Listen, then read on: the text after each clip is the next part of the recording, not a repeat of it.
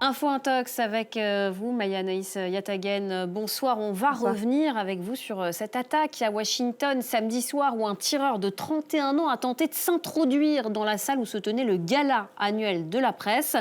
Selon la Maison-Blanche, il aurait cherché à assassiner le président américain Donald Trump et des hauts responsables de son administration. Mais sur la toile, certains doutent déjà. Et oui, et comme pour les précédentes tentatives d'assassinat, j'ai envie de vous dire. Alors cette fois-ci, quelles sont les théories du complot qui sont devenues virales sur la toile ? Il y en a plusieurs, vous voyez déjà derrière moi, celle qui affirme que ce serait pour cacher, dissimuler les mauvais sondages d'opinion pour Donald Trump. Une autre possibilité, eh bien, ce serait pour essayer de promouvoir auprès du public l'idée de Donald Trump, c'est-à-dire de faire une salle de bal à l'intérieur de la Maison-Blanche qui serait plus sécurisée que par exemple un hôtel à Washington. Alors, bilan.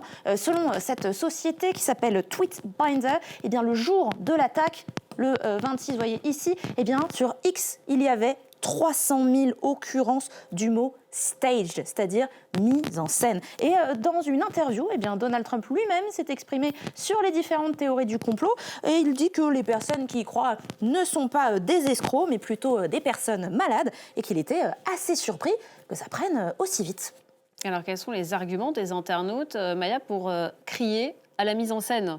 Eh bien, selon les adeptes des théories du complot, tout aurait été caché en pleine lumière, j'ai envie de dire, et des indices auraient été disséminés, par exemple, par des membres de l'administration Trump, comme la porte-parole de la Maison-Blanche, Caroline Leavitt. Alors, selon cette publication, elle aurait déclaré, avant le gala, qu'il y aura des coups de feu tirés ce soir dans la salle et ensuite elle aurait exhorté tout le monde à regarder, comme vous pouvez le voir sur cette traduction automatique sur X. Bilan, cet utilisateur se demande mais que savait Caroline Leavitt en amont du gala de la presse. Alors ces images que vous voyez ici, c'est une vidéo qui est véridique, qui a bien été diffusée par Fox News. Vous le voyez ici, c'est une interview qui était bien sur le tapis rouge avant le gala de la presse. Et c'est donc un intervieweur qui s'appelle Jimmy Fallon qui pose des questions à des personnalités.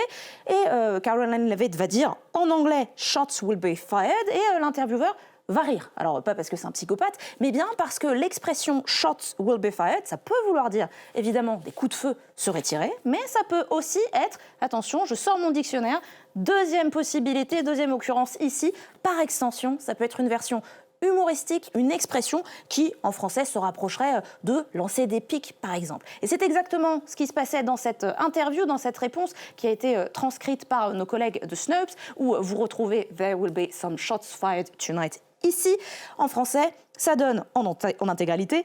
Il est prêt à en découdre, je vous le dis. Le discours de ce soir, ce sera du Donald Trump pur jus, ce sera drôle, ce sera divertissant. Il y aura des pics lancés ce soir dans la salle. Tout le monde devrait regarder. Et c'est exactement ce que disait aussi Donald Trump dans sa conférence de presse juste après l'attaque. Vous voyez ici, pareil, un petit transcript où il disait qu'il était prêt à vraiment tout déchirer. Je cite, il aurait dit à son équipe, ce sera le discours le plus déplacé jamais prononcé.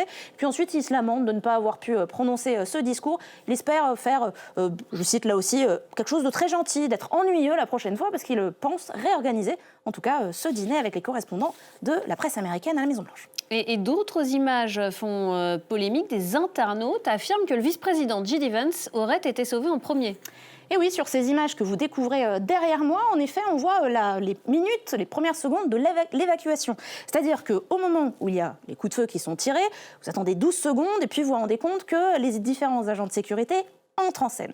À partir de là, vous l'avez vu sur cette vidéo que je vais vous remettre, vous voyez.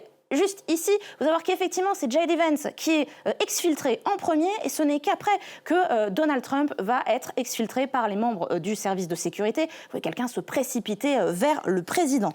Et forcément, ces images, elles ont fait la polémique sur la toile, comme vous pouvez le voir sur ce tweet, cette publication vue plus de 6 millions de fois où la personne se demande « Mais quoi ? Le vice-président est exfiltré avant le président ?» Alors, ce sont de véritables images qui ont été reprises évidemment par la presse et qui confirment que J.D. Vance est escorté vers la droite de la scène et ensuite Trump vers la gauche. Et il y a 11 secondes de décalage entre les deux.